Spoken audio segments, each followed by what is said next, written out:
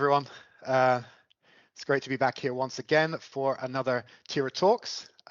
Today, I'm delighted to be joined by Steve Burson from Relo Network Asia and Relo Japan. And I'm hopefully going to soon get to understand the connection between those two fine organizations. Welcome, Steve. Thank you. Great to be here. And as I understand, you are in Singapore right now, so it's late afternoon for you. It is late afternoon, yeah, nearly 6 o'clock Singapore time. Yep. Okay. And I am in Budapest and representing Tira, the International Relocation Associates. And this is a series of conversations with Tira members. And Steve, you are unique in that you represent two independent, although I think connected, Tira members. And as we were just chatting about before we went live, I'd like to understand better the history of whether it's Relo Japan or Relo Network Asia or both, and how they're related, and just tell me the whole story. Sure. So maybe I'll start with Relo Japan. Okay. Relo Japan's been around since about 1992. There have been some other names. We do have a real estate company in Japan that is related to Relo Japan called H&R Consultants. So that was actually the start of the organization, if you like. So it started with H&R Consultants in 1992 in Nagoya in Japan. I wasn't around in 1992, so I joined in 2003. And by that time, aside from H&R Consultants, our real estate company, there was Relo Japan, a dedicated a relocation company that had joined the organization by that time. And so I'm coming up to, I'm a few days short of 20 years now at this organization. Yeah, so I joined in 2003. Thank you. I joined in 2003, and I joined as a relocation consultant. And right. 2 or 3 years I was out taking clients around, and luckily some people above me moved out and allowed me to move up, sort of move up the ladder in the organization. And I think around 2008 I took over as president of Relo Japan, and have been running the sort of the organization since then. But it was very much a smaller organization when I joined. So we did have two offices, Tokyo and Nagoya, when I joined. Each office probably had about 10 people in it, I think. So we were probably 20 or so people when I joined. Right. And today, our Japan, we now have 3 offices. We now have an office in Osaka as well. We now have probably about 85 people in total. Wow. So it has grown. Not so much to do with me, but really to do with Japan becoming a more international place, and bringing a lot more, a lot more international businesses come into, all of the major locations in Japan. Right. Of course, Tokyo being the most vibrant of them all. But we're kind of a little bit different in Japan in that we have as much business outside of Tokyo as we perhaps do, within Tokyo itself. So while Tokyo is a very important location for us, we have 2 other offices that are reasonably vibrant as well, in terms of Nagoya, which is actually where Toyota, the headquarters of Toyota, is located very closely to Nagoya. Right. Which a lot of people don't probably know. I don't know why they didn't name Nagoya Toyota, to be honest. It would have been a lot easier to explain. But so we do a lot of business for Toyota, and actually the foundings of our company was more from the aerospace side of things, which is big in Nagoya. So companies like Lockheed Martin, Raytheon, a lot of these defense contractors, and these days Boeing as well, both on the commercial and the military side. So a lot of that aerospace business was the foundings of our company. Basically, they came into Nagoya, which was at the time not a very international place, and there was nobody to help them. And that's when the founders of our organization, 2 gentlemen, Harry Hill and Robert Roach, two Americans, and they are the H and the R of H&R Consultants, who founded the company back in 1992. Right. And so basically both of them moved on to other things. They actually created one of Japan's bigger telemarketing companies. And they have been very successful in their basically online shopping business. Right. Okay. So they were TV commercials. So they were very successful in bringing a lot of products that were successful in the US, and finding the ones that would work in Japan and selling them through TV shopping originally. Obviously now that's moved more to an internet model. Right. But that is the business that they moved into, and about when I joined was the time when their business was ramping up, and so a lot of the people that were in our organization when I joined started to move into what they were doing, and left me behind to look after the relocation side of things. So that's kind of where it all started for me. Wow. Yeah. Okay. So But you're no longer based in Japan. You're now in Singapore. Which brings us into the wider geographic coverage of Relo Network Asia, I guess. So how did that come into being? So that came into play about 2000, and I guess the initial discussions were around 2014.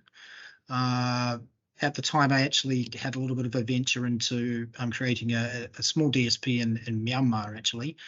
So that kind of happened first. But around the same time, I had known Beverly Mayhew from Orientations for quite a long time. And we had been doing her work in Japan, also kind of related to Tira as well, as Beverly was, and still is, I believe, a founding member of Tira. Indeed. So I was chatting with her one day and said, what are your plans for the future, knowing that she was looking at retiring and moving on at some point, and she didn't really have any plans or any particular plans. And I said, well, how about would you be interested in us taking it over? And one thing led to another, and we eventually did acquire Beverly's companies. And Beverly had a partner, Adeline Chur, who's still my business colleague here in Singapore now. And so we basically acquired what in the end was 4 companies, one in the US, one in Singapore, one in China, and one in Hong Kong. And so in 2016, we acquired those 4 companies and sort of moved from being a purely Japan-based relocation company to a more regional sort of covering. And at the time, I don't know that Beverly was perhaps all that happy about it, but we decided that we wanted to change the name as well, just to give people a better idea of who we are and where we are. And so we changed the Orientations name to Relo Network Asia. So that was 2016. I kind of moved out of Japan at that time, or moved out of sort of a lot of my roles in Japan to take over sort of looking after what we were going to be doing in Asia. And moved to Singapore, although my family stayed in Japan. So I've always, since that time, been going sort of back and forth between Singapore and Japan. So wow. So you're keeping the mystery in your relationship by yes. having separate beds in separate countries. That's right, in separate countries. Yes. Okay. Which was actually great until COVID came, and it was a little bit more difficult then. So I was thinking that's it's one thing when it's voluntary, but it's another thing when it's forced upon you, that you're separated from your family and through no fault of your own. I mean, there was good parts and not so good parts to it. I mean, probably the worst part was the 9 months I did spend by myself at the start of COVID. That was longer than obviously I thought ever was. I was going to be sort of apart from them. But then after the 9 months apart, I spent 5 months with them at home. I'd never been home for 5 months in a row ever. Wow. So that was actually a good side to things, So were you clutter? Were you underfoot a lot? Did you? I tried to keep tried to hide away as much as I could, so not get in the way too much. But Right. Yeah. Um, I'm sure you were. I'm sure you were very. It was very good that you were finally home after 9 months. So okay. Well, so now I've got a much clearer idea. And but if I'm not mistaken, you've got additional locations that you also cover within Asia since then. Uh, Yeah, when we took over from Beverly, Beverly's orientations always did have a fairly good coverage of most of Asia. So I don't think there's any right. countries that we do now that we weren't doing before. In fact, we kind of moved away from Australia and India recently. So we now have Mhm. 15 countries, including 15 countries, including Japan, that we cover. Right.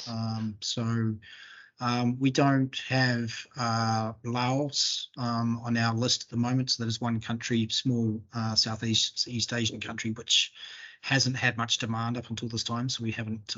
That's probably the only country that we don't have at this point, unless you go, way to the north in terms of Mongolia and those types of places, or way to the south, because we don't touch Australia or New Zealand or any of the Pacific Island countries or nothing like that. So Gotcha, yeah. gotcha. I see. So even under Beverly's previous stewardship, even though they Yes. didn't have physical offices in some of the other Southeast Right. Asian countries, there was an operation Yes. already in Yeah. place. Yeah. Gotcha. Wow. So basically, you are a pan Southeast Asian entity with the few minor exceptions that That's right. you mentioned. Wow. Yep. Wow, that's cool. And okay, then let's link in then to your history with Tira. As you mentioned, so Beverly is at least one of the founders of Tira as an organization. Has Relo Japan then been a member from the early days as well?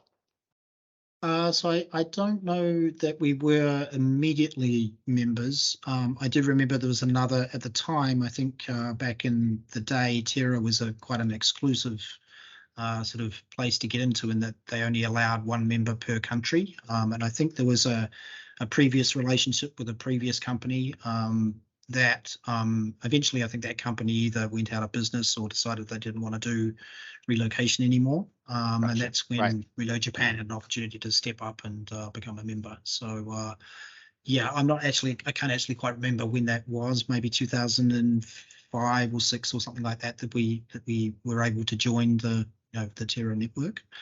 And yeah, that was the start of my involvement. But of course, I'd known Beverly previous to that, and we'd Relo Japan had received quite a bit of business through the orientations network at the time. So I knew Beverly and a lot of the people that Beverly worked with. But it was a great place, initially for me to connect with others from around the world, because I didn't at the time have much of a network outside of sort of Japan and a few countries in Asia.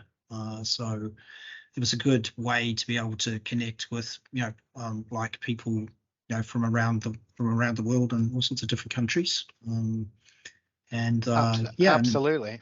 to this day, it's a great place to to share experiences and share how we run our companies, and share kind of maybe what technology we use, or how we do this or that. Yes, I find it a great place to sort of get good ideas on how other people are doing things, in their companies. Definitely, and likewise, I mean, as you might know, my company joined Tira only a few years ago. Partly it was Simon Johnston from Icon Relocation in the UK who was encouraging us to join, and the fact for me that you have to be quality certified, so you have to go you have to jump through quite a few hoops to You do. verify that you are a member of, to be able to become a member of Tira. That for me was quite significant.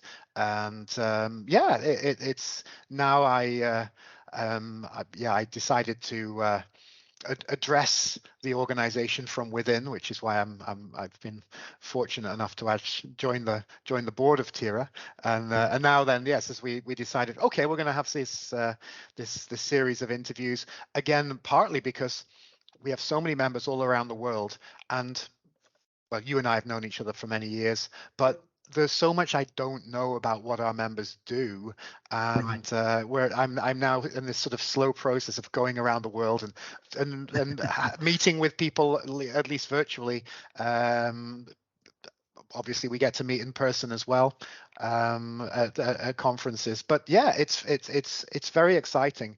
So a little bit now, let's talk about how obviously with the pandemic still ongoing, or sort of still ongoing, and it's certainly in certain Asian countries you'd feel that it seems to still be a big thing. How has business been in 2022 in terms of pandemic recovery, and what's your feeling about 2023? Yeah, so 2022 was a very good year for us in most of our locations. I think Japan finally opened up in March of 2022, which led to a very, very busy time for us as there was a big influx back into Japan. And from that point forward, we've been very busy right through, so that's been good. For us in Asia, it was a little bit more open before that, so we had a pretty good second half of 2021. But an even better 2022. So 2022 was by far our best year ever for what we do at Relo Network Asia. So that was great. This year, and I just kind of we just set up our budgets and things for the next year. I actually this year made 3 different scenarios. So I have a base budget.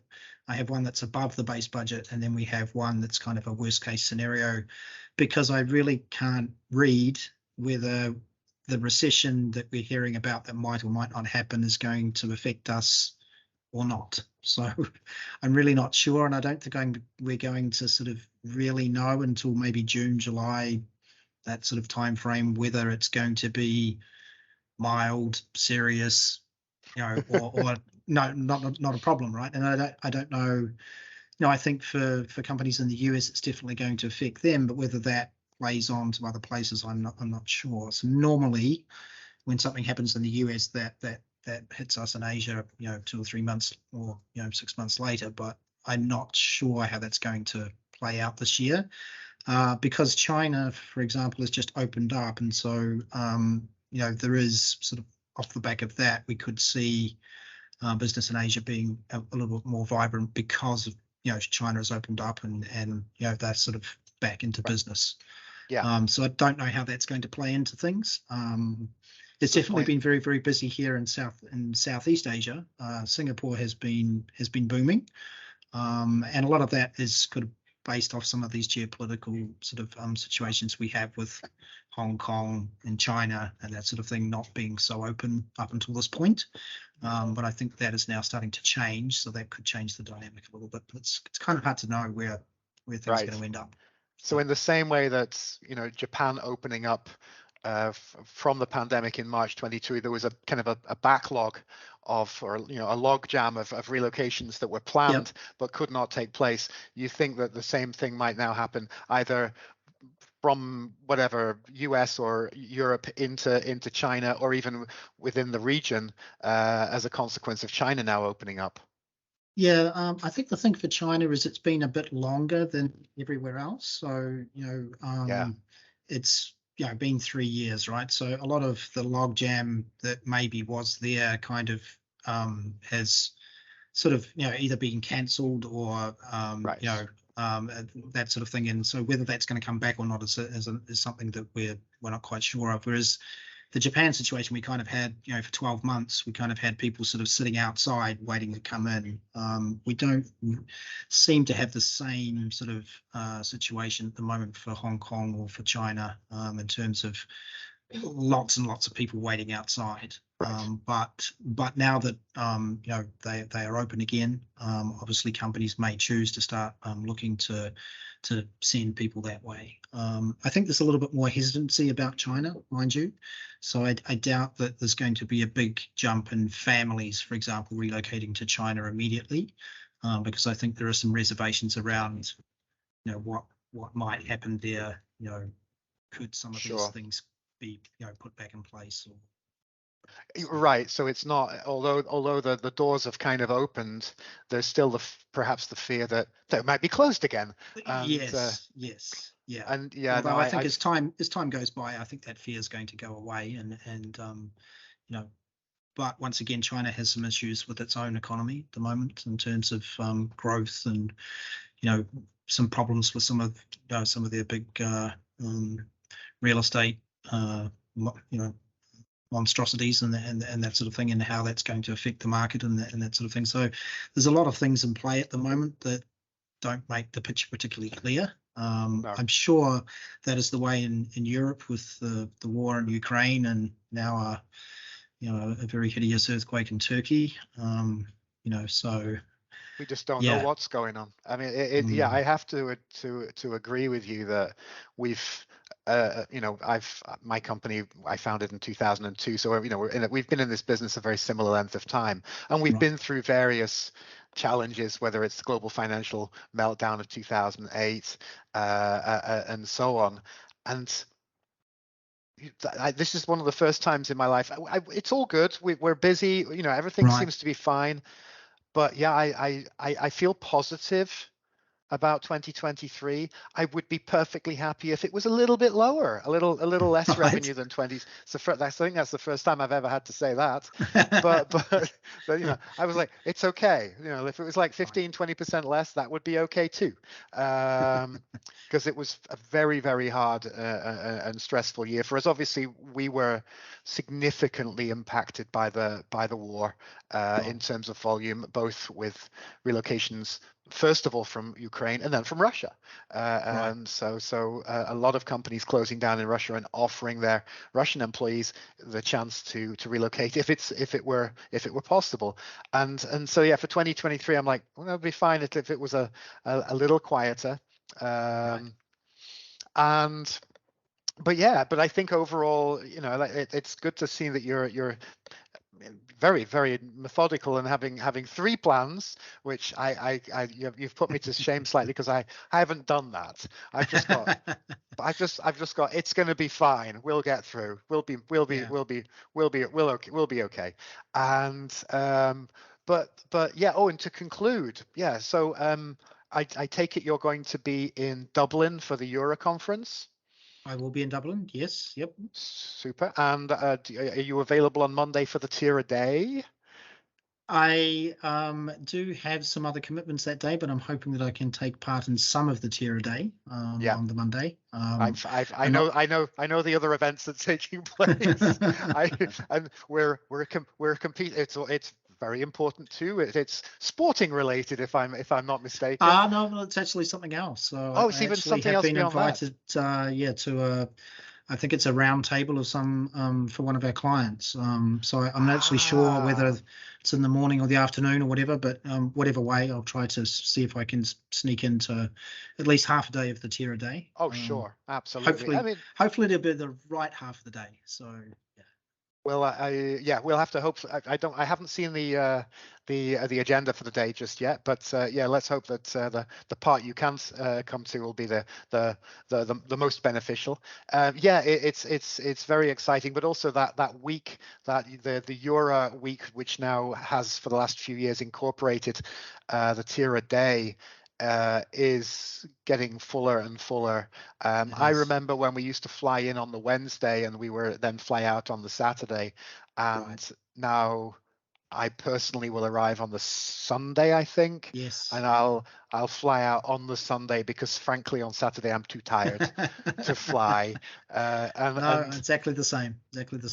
And at the same time, Steve, we keep getting older during this process, so that the intensity and the duration of the amount of networking we have to do is getting longer and longer, and yet it is. Although it kind of I guess it ebbs and flows a little bit. The conferences in the US have changed a little bit through COVID and that sort of thing. So the time, I don't know if we're going to be spending as much time in the US at conferences as we did perhaps pre-COVID. I think that has changed a little bit. Obviously, the ERC conference is still prominent, but some of the other conferences are not, going ahead as they, it used to be a 2 or 3 week thing that we used to have to do in the US, which is now, not the case. So it's going to be interesting to see how that sort of transpires. So, indeed. And by the way, have you heard of any relocation conferences taking place in Asia? I have heard that ERC is looking to do something in September, which they've never done it in that time frame before. Ah, And there is also FEM, which I believe are also looking to do something in Singapore in September. So September is a popular time to be in Singapore, it seems. apparently so. And another thing that you may not know is that I'm part of a sort of a movement at the moment to put together what we're calling the Asia Talent Mobility Alliance. Okay. Here in, so it's an Asia alliance, because we really don't have anything in Asia that sort of represents us as an industry. And so actually throughout sort of COVID times, I sort of saw it as a good time to try to get a few people together to get this going. We're almost, we're a few months away probably from launch. Wow. So you will be seeing a new organization called ATMA, ATMA, Asia Talent Mobility Alliance. Wow. That's exciting. That hopefully will be able to, sort of act as the sort of a Euro type organization or an ERC type organization in Asia. For the industry here, sort of, focused on Asia for people in Asia, but also, to enable others from other regions to join as well. And hopefully we can do, some collaboration through that with Euro, with ERC and that sort of thing. So yeah, that's something, exciting for us here in Asia, because we really haven't had anything, like this before that is, our own in Asia. That's true. I mean, so, Worldwide ERC had an Asia Pacific kind of branch, but beyond that, you're absolutely right. There hasn't been a pan-Asian relocation organization. No. So there's still Wow. a lot of work to do there. We've, one of the first things we're setting up is a platform for mentoring, sort of younger folk in the industry, if you like. So more for probably initially for corporates than perhaps for service providers, but that's kind of where we're starting with a mentoring program. Okay. And trying to add as many benefits as we can to the organization. But that's one of the bigger things that we'll be starting with, hopefully in a couple of months' time. So. Wow. Okay. Thanks for sharing that, Steve. That's big news, and I look forward to learning more about it. Maybe at some point we could do an Asia-focused Tira roundtable or something like that maybe talks a little bit about that organization as well. Yeah, and I'd love to be able to introduce some of the other folk that are involved.